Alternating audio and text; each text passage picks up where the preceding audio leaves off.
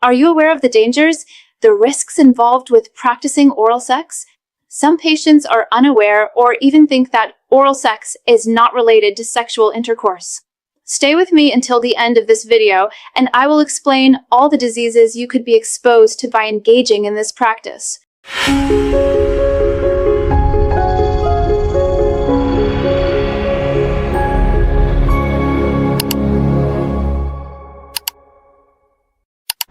Hello everyone, I am Laura and welcome back to the Men's Health Channel. Many patients, when questioned by doctors about the frequency of their sex life, of sexual intercourse, do not consider the practice of oral sex as an exposure.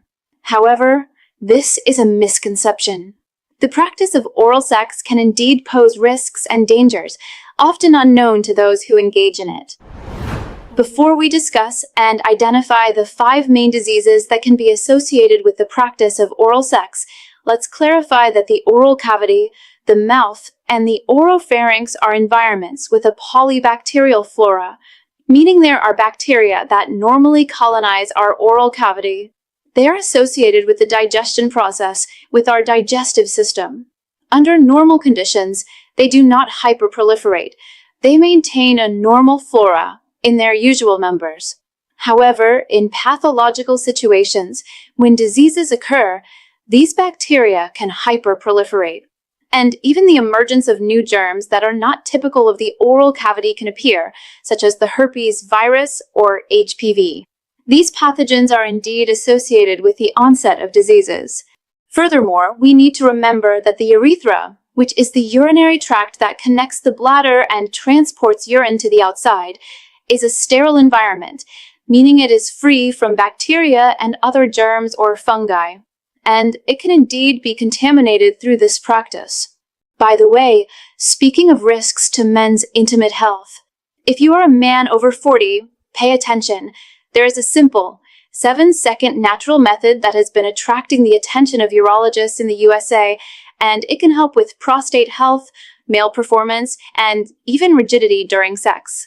If you want to know what this method is, point your cell phone camera at the QR code here on the screen now, or click on the link pinned in the comments.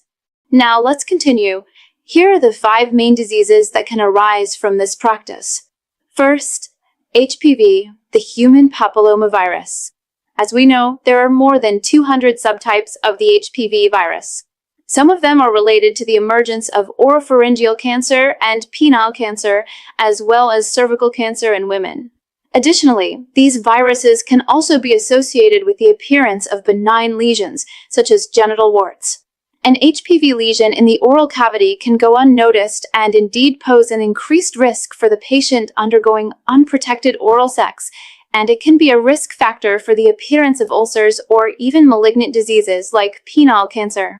Second disease, oral candidiasis, commonly known as thrush or oral monoliasis.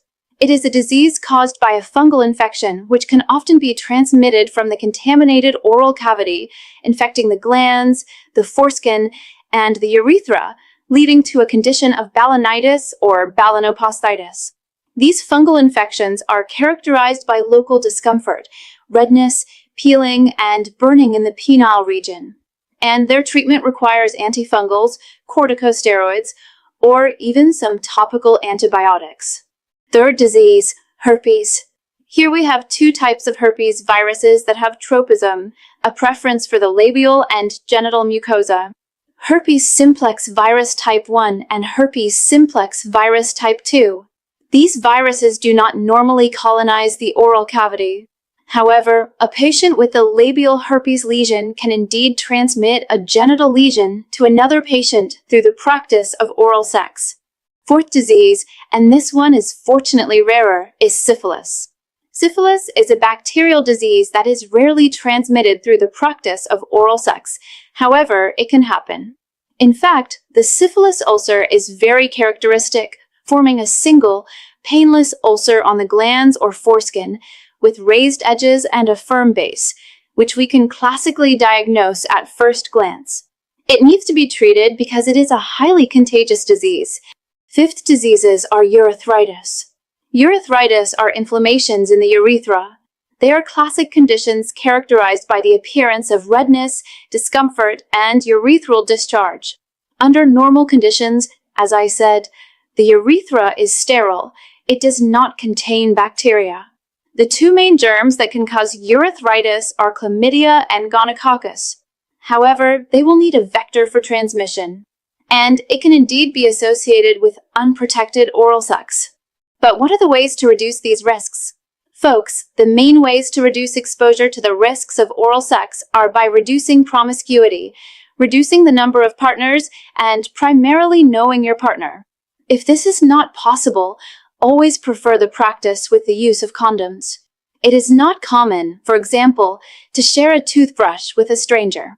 However, some people consider this practice common, but it should indeed be done with responsibility and safety, which is the practice of oral sex. And now, out of curiosity, comment below if you were aware of such exposure, what the dangers related to this practice were, or if this was new information for you. If you found the content of this video interesting, if you think it will help someone you know, share this information. Don't forget to subscribe to the channel, activate our notifications, and stay updated on our weekly content. A hug.